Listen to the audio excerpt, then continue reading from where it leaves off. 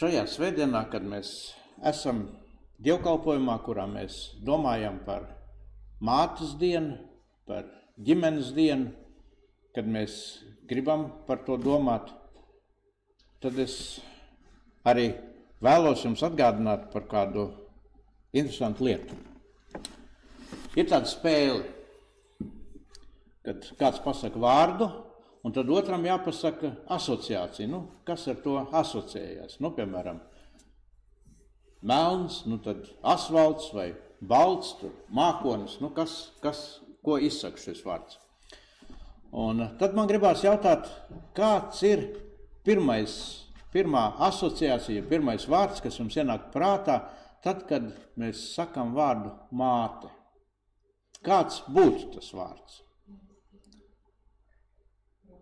Jā, droši vien, kad tas ir visā pasaulē, un tas nav atšķirams ar valodu barjerām, tas nav atšķirams ar kultūrām vai kādām pieredzēm, sabiedrības vai reliģiskiem uzskatiem, bet tad, kad mēs izsakam vārdu māte, kad domājam par to, droši vien mums ir jādomā par mīlestību.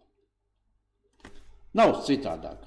Un to mēs varam redzēt visā kultūrā, gan dziesmās, gan dzejās, gan, kad mēs skatāmies mākslas darbus, gleznās, fotografijās, jo tāpēc, kad lielākā, patiesākā, nesautīgākā mīlestība šajā pasaulē ir mātes mīlestība.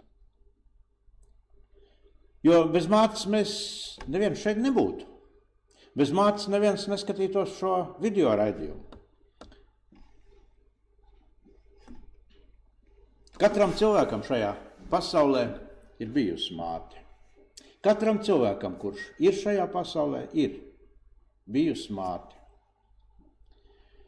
Protams, kad ar māti dzīvē var būt dažādas attiecības, dažāda pieredze, bet nenoliedzami bez viņas, bez mātes, ne tu, ne es, mēs nebūtu šeit. Tad, kad radītājs šo pasauli veidoja, viņš radīja cilvēku. Un radīja cilvēku pēc savas līdzības. Un tādēļ, ka viņš radīja pēc savas līdzības, viņš daļu no sevis ielika šajā sevis radītajā cilvēkā. Un tā daļa, ko Dievs ielika cilvēkā, bija mīlestība. Un viņa sākās jau no pirmajām dienām, kad cilvēki sāk vairoties šajā pasaulē. Tā bija mātes mīlestība, tā bija tēva mīlestība, tā bija bērnu mīlestība pret vecākiem, tā bija laulāto mīlestība savā starpā, tā bija mīlestība uz tuviniekiem, uz līdzcilvēkiem, mīlestība uz Dieva radīto pasauli, uz radību, uz visu to, ko mēs redzam, ko mēs spējam radīt, veidot, darīt. Un ir tā, ka mēs saņēmuši šo dāvanu, ar to arī dzīvojam, un viņa mūsos ir dāvana mīlestība. Bet mēs katrs pats esam atbildīgs par to, kā mēs lietojam šo Dievu dāvanu. Kā es lietoju Dievu dāvanu mīlestību, ko viņš manā sirdī ir devis. Vai es to lietoju saskaņā ar radītāja iecerēto mīlestību, aizliedzot sevi, vai ar šodien tik moderno, egoistiski realizēto mīlestību, mīlot sevi, paceļot sevi uz piedestālu, un tos pārējos, tad reizēm saminot. Dievs ir mīlestība. Viņa būtība ir mīlestība. Mīlestība. Jo, ja nebūtu mīlestība, Dievs nebūtu šo pasauli radījis. Viņš viņu radīja mīlestībā, lai būtu kam dāvāt mīlestību. Viņš radīja cilvēkus, radīja dzīvniekus, radīja šo pasauli, šo zemeslodu, saules un sistēmu un visu kosmosu, lai viņam būtu kam dāvāt savu mīlestību. Jo Dievs ir mīlestība. Un interesanti tad, kad mēs lasām svētos rakstus, atšķirot Jeremijas grāmatas 31. nodaļu, 3. pantā es lasu apbrīnojums vārdus. Jeremijas grāmata 31.3. Tas kungs man parādījās no tālienes, saka pravietis. Viņš dzird, ko Dievs saka, es tevi mīlēju ar mūžīgu mīlestību. Tādēļ es pret tevi tik uzticīgi esmu saglabājis savu žēlastību. Ar mūžīgu mīlestību Dievs mīl cilvēkus, kurus viņš ir radījis. Un šī mīlestība atspoguļojās, vai viņu atspoguļo māte ar savu mīlestību. Jo māte ir mīloša, viņa dāvā savu mīlestību tam, ko viņa ir varējusi piedzemdēt, laist šajā pasaulē, lai viņš varētu dzīvot. Un šī mīlestība visbiežāk izpaužās uzticībā. Kas tad ir uzticība? Uzticība bieži cilvēks saka, es mīlu Dievu. Bet tad, kad mēs jautājam, kad runājam ar šiem cilvēkiem, tad liekas, vai nav reizēm tā, ka cilvēks apšauba šo Dieva esamību, varēšanu, palīdzēšanu, Dieva mīlestību. Pietrūks uzticība. Ir it kā mīlestība, bet nav uzticība. Un ja uzticības nav, tad tā īsti nav mīlestība. Māte ir tā, kas nešaubās nekad. Viņa mīl savu bērnu un nepārstāj mīlēt. Vienalga, kas arī nebūtu noticis. Lai bērns reizēm, ko arī nebūtu nodarījis. Mēs zinām un esam lasījuši stāstus vai dzirdējuši, kad bērns var reizēm nodarīt tādas lietas, kur sabiedrība viņu absolūti pilnībā izstumj no sevis, jeb izslēdz. Bet māte nepārstāj mīlēt. Viņa turpina mīlēt. Mātes mīlestība izpaužās uzticībā. Tieši tāpat kā Dieva mīlestība izpaužās uzticībā. Dievs saka, ja jūs paliekat neusticīgi un atkāpjaties no manis, es nevaru palikt neusticīgs. Es palieku uzticīgs un turpinu jūs mīlēt. Nevelti mēs lasām Dieva vārdā, kur ir sacīts, ka Dievs savai saulei liek spīdēt, savam lietum liek līt, gan par labiem, gan par ļauniem, gan par tiem, kas tic Dievam, gan par tiem, kas noraida Dievu, kas negrib par viņu neko dzirdēt. Jo Dievs nevar savu mīlestību atņemt. Viņš paliek uzticīgs. Mīlestība izpaužās uzticībā, kur nepastāv šaubas, apšaubīšana, vai varēs, vai izdosies, vai nesanāks. Vienkārši es mīlu, un tur nav jautājums vairs. Nevarēs, tad nevarēs, bet es turpinu to darīt. Es turpinu mīlēt. Tur nepastāv vairs neusticība. Un tad otra lieta. Māte ir mīloša, bet māte ir arī gādīga. Viņa rūpējās. Viņa vienmēr savus bērnus atbalsta nesautīgi. Vienmēr viņa ir gatava kaut ko atraut no sevis, lai dotu saviem bērniem.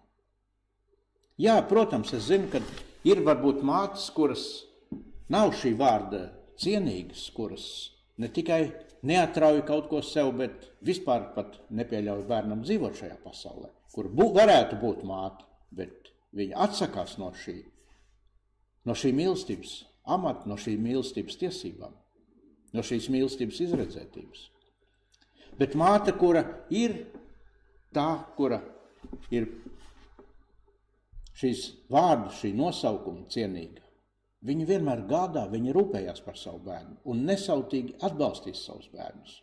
Un tieši tāpat tas kungs, viņš vienmēr tiem, kas ir viņa bērni, dod vairāk nekā mēs lūdzam un pat spējam kādreiz saprast un cerēt. Dievs nāk ar savu žēlstību, viņš saka, tiem, kurus es mīlu, līdz 1000 paaudzei, nāks līdz mana svētība. Tiem, kuri Dievu mīl. Tātad vēl maniem bērnu bērniem un bērnu bērniem nāk līdz svētība, ja es mīlu to kungu. Un šodien, kad mēs pasaulē runājam ar cilvēkiem, kā ir, vai tev kādreiz ir dzīvē, tu esi piedzīvojis kādu veiksmes stāstu? Jā, noteikti. Tāpēc varbūt, ka par tevi vecmāma vai vecmāma lūdz Dievu. Bet vai tu gribi turpināt šo svētību nešanu un arī lūdz par saviem bērniem? Un tas ir jautājums, kuru visbiežāk uzdodot pasaulē, mēs dzirdam atbildi, kad atbildes nav. Nu, ko es ar to Dievu? Bet svētību tu nolaupi saviem bērniem, mazbērniem, mazbērniem, līdz 1000 paaudzei. Nelūdzot Dievu par viņiem. Vai arī lūdzot, tu šo svētību nes tālāk paaudzēs. Gādīgi un rūpīgi. Un tad vēl kāda lieta. Māte ir pacietīga. Vai nav tā, kad kad bērns ir mazs, varbūt tēviem nevienmēr pietiek pacietība viņu iemācīt lietas, vai staigāt, vai ēst, vai kādreiz, kad jāiemāc tikt ārā no autiņiem, lai varētu pats jau sevi uzkopt un uzpasēt. Mātei parasti pietiek šī pacietība. Un Dievs ir radījis sievieti ar šo spēju būt pacietīgai, jo ļoti bieži apstākļos, kuros liekas, ka nav izeja un nav varianti, vīrieši izdara lietas, kuras nav prognozējams. Bet sieviete, kurai ir dots šis mātes stimuls, spēj turpināt un turpināt ar pacietību darīt lietas, līdz sanāk rezultāts. Tad vēl kāda lieta, par kuru es gribu sacīt. Māte parasti ir arī izturīga. Lai kā mēs esam sacījuši un sakām, sievietes vājais dzimums, vīri spēcīgāki, bet reizēm izturības ziņā, ja mēs palūkojamies, cik daudz mātei ir jāiztur un cik viņa iztur, pārvarot visdažādākās grūtības, kas ir. Gan emocionāls, gan praktiskas. Gan sadzīvē, gan attiecībās. Viņa paliek un iztur šīs lietas. Dievs ir devis šo spēju tādēļ, kad būt mātei, tas ir izaicinājums, kāds lielāka pasaulē nav. Jo tas nozīmē turpināt, lai šī pasaule turpinās. Jo, ja mātes vairs šajā pasaulē nebūtu, tad šai pasaulē vairs nebūtu jēga. Vairs nebūtu, kam Dievs var dāvāt savu mīlestību. Vairs nebūtu to, kas mīl Dievu savukārt, atbildot uz šo mīlestību. Šīs pasaules nebūtu, viņa nepastāvētu. Un tad vēl kāda lieta. Māte parasti spēja rast risinājumus tur, kur liekas risinājumu nav. Dažkārt nākās apbrīnot ar kādiem līdzekļiem, ar ko neatrod risinājumu, kā var izdzīvot, kā var gan paēst, tad, kad nav ko ēst. Tie bija laiki, kad karš, kad nemieris bija. Arī šodien ir valsts, kurās tā ir. Un vienalga māte ir tā, kas spēj atrast kādus risinājumus, kaut ko, kas palīdz izdzīvot un iet uz priekšu. Un šī ir tā lieta, ko atkal Dievs ir devis mātei kā īpašu dāvanu. Un vēl kāda lieta. Māte vienmēr ir tā, kura spēj saprast un spēj dzīvot vai iejusties, būt empātiska. Nevienmēr tēviem tas ir dots, jo tēvi meklē risinājumus ātri, vai mēs darām šā, ja nē, tad darām šā, nevienmēr padomājot par to, kā tad jūtās tas, kura labā kādreiz tiek meklēts šis risinājums. Bet māte vienmēr iejutīsies, viņa centīsies būt tajā. Viņa centīsies un arī spēj ļoti bieži saprast lietas, kuras nevienmēr ir dotas tēviem saprast. Kā jūtās, kā dzīvo, kā palīdzēt. Un vēl kāda īpašība. Māte parasti ir arī stipra. Mēs jau minējām, ka izturīga, bet arī stiprums. Jo pietiek viņai spēka gan 9 mēnešus iznēsāt bērnu savās miesās, domājot par šo mazo dzīvību, kas ir zem sirds. Paliekot un esot jebkādos apstākļos, jebkādā vidē, tur, kur viņai ir jābūt kā mātei, zinot savu uzdevumu, aicinājumu, laist pasaulē jaunu dzīvību. Un šis stiprums visbiežāk arī izpaužās neatlaidībā, kad viņa paliek un neatlaidīgi turpina veikt savu pienākumu, savu uzdevumu, savu aicinājumu.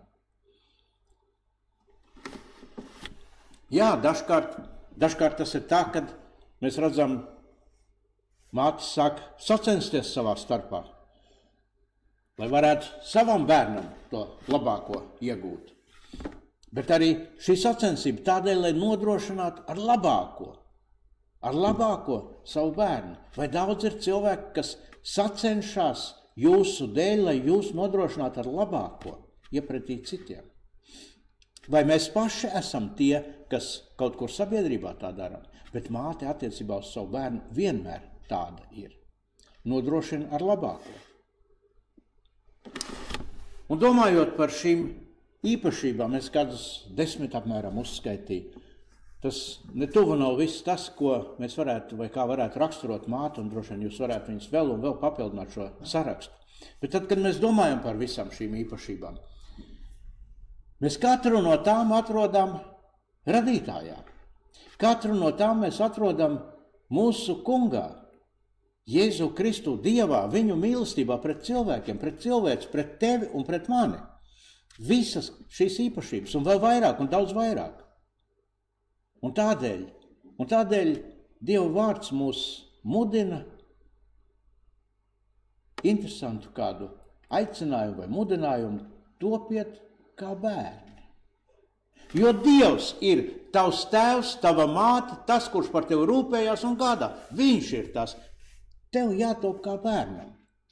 Un vislielākās problēmas parasti rodās tad, kad mēs cenšamies nebūt vairs bērni. Mēs zinām šo stāvokli, ko sauc pusauģu vecums.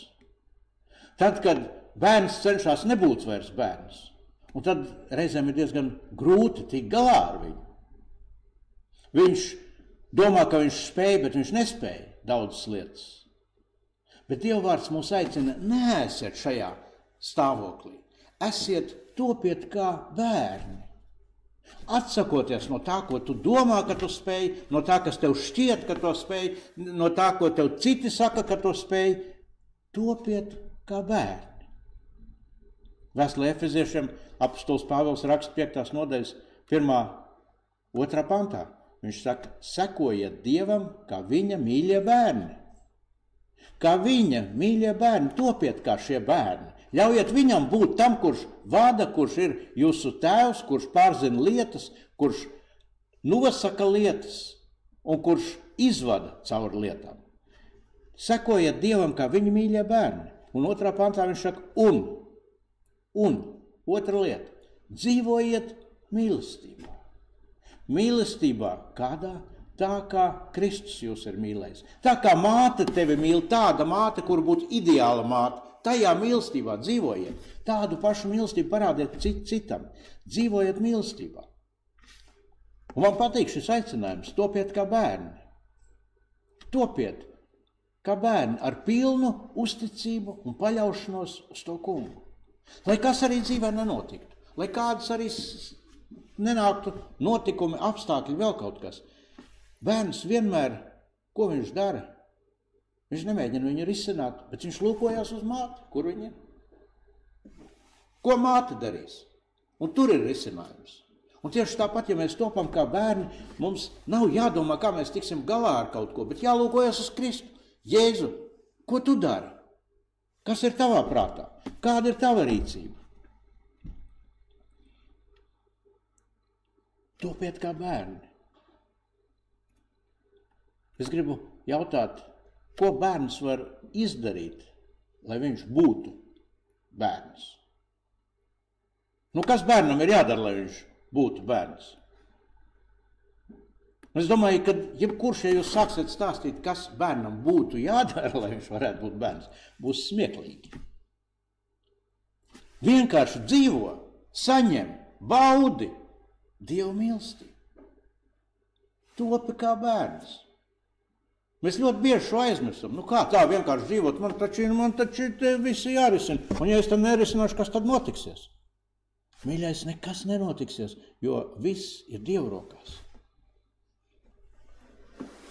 Labākais, ko bērns var darīt, jeb dot saviem vecākiem, nu tās ir kādas dažas lietas. Paklausība, pateicība un mīlestības izrādīšana. Nu, ko vēl bērns var izdarīt? Un ja mēs to zinām un saprotam, ja mēs topam kā bērni, ja mēs klausām šim aicinājumam, būt paklausīgi, pateicīgi un mīlēt, tad mēs atsaucamies šim Dieva aicinājumam, Dieva pamācībām, Dieva pamācībai, Dieva izredzētībai. Jo viņš saka, topiet kā bērni. Viņš saka, kas netop kā bērns, nemaz nevar ieiet debesu valstībā. Jo tur nevar tie lielie, varanie, dūšīgie un spēcīgie ieiet. Tikai tie, kas top kā bērni. Un Dievs mīl tevi, Dievs mīl mani, Dievs mūs mīl. Viņš mīl katru šajā pasaulē. Arī to, kur cilvēki nemīl, kur cilvēki ir atstumuši un domā, nu tas ir pats pēdējais, tur vairs vispār nav ar viņu nekā. Vienalga Dievs viņu mīl. Dievs mīl un viņš saka, pat ja māte tevi atstātu, mana mīlestība nebeigsies. Pat ja tavi vecāki tevi atstās, viņa mīlestība nebeigsies. Viņš turpina tevi mīlēt. Viņa mīlestība nenozīmē to, ka nāc kāds esi un paliec kāds esi. Viņa mīlestība saka, nāc kāds tu esi, es tevi mīlu netīru, smirdīgu, riebīgu, bet es tevi nomazgāšu, es tevi ietērpšu tīrās drēbēs, es tevi izmainīšu, es tevi darīšu par citu personu. Bet ja tu vēlies nākt un palikt kāds esi, tad tu nevari baudīt un saņemt šo Dievu mīlestību. Tu vari nākt kāds esi un ļaut, lai tas kungs maina tavu sirdi, prātu, apziņu, zemapziņu, es nezinu, ko vēl. Dievs saka, es tevi mīlēju ar mūžīgu mīlestību. Un tādēļ es pret tevi tik uzticīgi esmu saglabājis savu žēlastību. Es nevaru savādāk, es tevi vienkārši varu mīlēt, es nevaru citu. Un šodien es domājot par šo mīlestību, domājot par māti, domājot par šo tēmu, par dievišķo mīlestību pret mums katru, gribu sacīt, lai tas kungs mūs svētī, lai viņš palīdz mums pieņemt šo mīlestību. Pateicībā, pazemībā, pielūgsmē, paklausot viņam un vairot šo dievišķo mīlestību tur, kur mēs atrodamies. Dodot un dāvājot citiem cilvēkiem to, ko mēs spējam dot. Vienalga, vai viņi pateicās vai nepateicās. Vienalga, vai viņiem tas šķiet, ka tu esi labdarījis, vai cits tev vēl varbūt tās uzbruks un sacīs, ko tu man te pāri nodarīji ar savu labdarību. Turpini darīt to labo, ko tu saproti. Dāvā mīlestību. Un tas kungs svētīs to, ko tu dari. Bet pašiem mums ir jāpaliek kā bērniem Dievu priekšā. Topiet kā bērni. Necentieties būt tie lielie, stiprie, gudrie un varanie, bet esiet kā bērni ar pateicību un paklausību tam kungam. Amen.